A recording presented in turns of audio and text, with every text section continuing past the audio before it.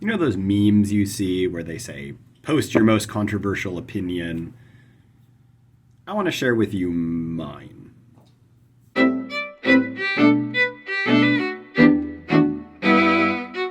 So, I probably have more than one very controversial opinion, but one that often surprises people, that sometimes takes them aback because they couldn't imagine anyone would ever think it, is this. I don't like novels as much as I like poems. In fact, I'm not convinced that fiction as a whole is preferable to poetry. Now, I'm not talking about like I choose to study poetry because I'm more interested in it than fiction. I mean, I don't think novels are necessarily very great art forms. Now, when I say that, sometimes people roll their eyes and think, oh, okay, I can dismiss you as a crazy. I don't know, though. Here's my reasoning. Tell me what you think of it. Novels are a relatively new art form. Even if we take a very long view of the novel and bring it all the way back to AD 1000, the tale of Genji in Japan. Or even if we take a shorter view of it with Cervantes, maybe writing the first novel in Don Quixote. Even if the novel is more than 1,000 years old, I still think the novel is really, really recent as an art form. Compare the novel, say, to plays. We've been writing plays at the very least since around 500 BC, probably earlier. If we think about epic poems, well, those go all the way back. As you know, if you've watched this channel for multiple years, you know that epics go all the way back past Greece into Babylon and Sumerian cultures. We're talking 3, 4, maybe even 5,000 years. So, novels are new. Novels have a lot to recommend them. One of the things that I think is tricky about thinking about novels in our culture is novels are ubiquitous as entertainment. If you go to Barnes & Noble, if you go to Target, certainly if you go on Amazon, and you want to buy a book, chances are you're looking for some sort of novel. And then we think, well, from there, why, obviously you want to read a novel if you want to read a book. So what kind of novel? You want sci-fi, you want fantasy, you want romance, you want mystery, maybe you want some like literary fiction prize winner, maybe somewhere in between. Maybe you want YA, maybe you want chick lit, maybe you want grim dark fantasy. There's so many genres and subgenres that it's easy to get lost and kind of think novels are literature and literature are novels. Now, I'm here to remind you, poetry too is literature. Plays are literature. Essays are literature. There's a question about how far this extends. Is any written prose piece literature? Well, I don't think so. I don't think a manual that tells you how to work your toaster oven is literature. And maybe not even a biography of Winston Churchill. The writer of that biography may not think of themselves as creating literature. We'll set that aside, the limits of literature. Poetry is pretty easy to define in its relationship to fiction. Fiction is written in prose, it's narrative, and it doesn't attend to the shape of the words on the page. Now, in one sense it does. Most fiction writers write in paragraphs. You get these really experimental fiction writers. We'll set them off to the side for a minute. Most of them are writing in paragraphs. Some have longer paragraphs, some have shorter paragraphs, some have longer sentences, some have shorter sentences. These are all formal choices, and yet the fiction writer does not think of the appearance of the words on the page as a primary site of communication and formal aesthetic choice making, whereas the poet does.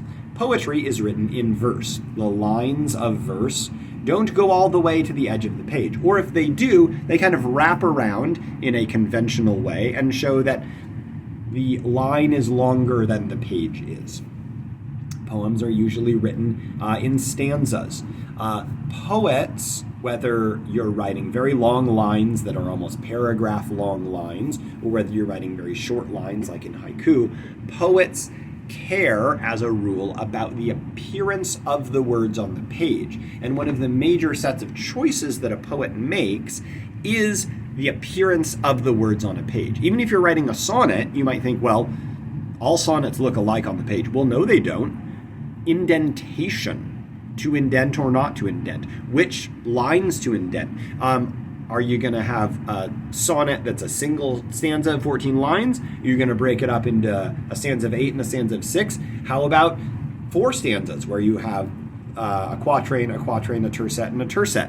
You have lots of decisions to make, even in a very standard form. The haiku is another good example. It's just 3 lines, 5, 7, 5. What can be varied about that? Well, indentation, appearance on the page. Is it more centered on the page or more on the left?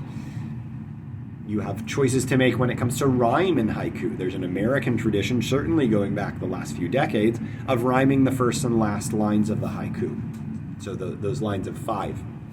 There are so many decisions about appearance and structure that a poet needs to make, that I find poetry, any page of poetry, inherently more interesting aesthetically than any single page of fiction. Now, poetry is bad at certain things.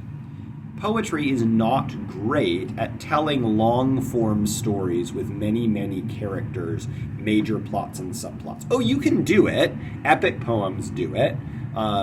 We think about Paradise Lost or Paradise Regained even. That's almost like a short story in verse. And yet it's not. It has its own rules. It's governed more by the epic tradition than the novelistic tradition. Well, what about short stories, you say? Those are shorter, those are more compact, maybe more formally interesting. I agree. Short stories can be interesting. Short stories are a high and lofty art form. Short stories, though, I will say, the short story is only about 200 years old.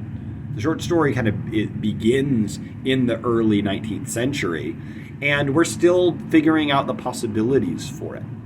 Poetry is the oldest literary art form. Poetry is interesting, I think, in its formal and aesthetic structures and the choices that are being made and its intent on every single page.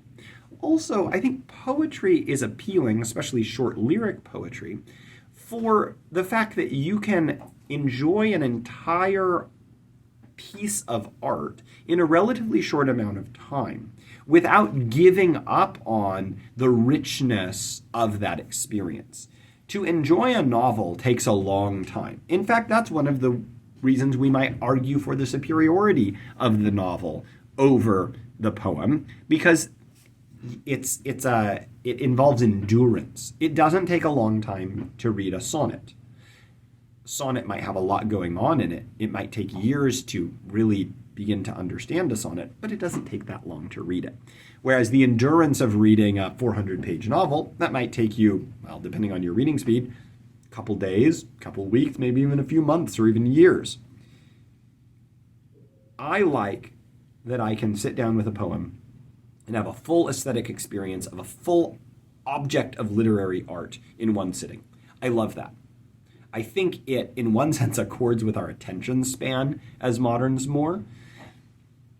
And I think that it can feel rewarding in a way that reading a page of a novel doesn't feel rewarding. It's only a little piece of the art form, whereas with a poem you get the whole art form. Now, as I said when this video started, I know this is a controversial take. Sometimes people have really not liked this take. And I have to be totally honest, I love novels. I have favorite novels, I have opinions about novels, I even enjoy thinking about the formal structures of novels. But I just like poetry more. On any given evening, as the light is fading, as I grab a cup of tea and want 30 minutes to an hour of relaxation and reflection, I usually pick up a book of poetry. I'll pick up a novel sometimes, but often I get more out of the poetry than I get from the novel. Now, this might be a taste thing, certainly at least is partially a taste thing. But I hope I've made a case for why someone might prefer reading poetry to reading fiction. I think probably we need both. Excellent things are happening in both. But it's okay to prefer poetry to fiction. And I think there's a good, really long-term argument to be made for the inherent superiority, the ongoing superiority of poetry to fiction. And in fact, I think it's on the fiction people. I think it's on the novelists and the short story writers and the lovers of them to make their case for why I should prefer their art form to the one that I think is more tried and true and rewarding, poetry.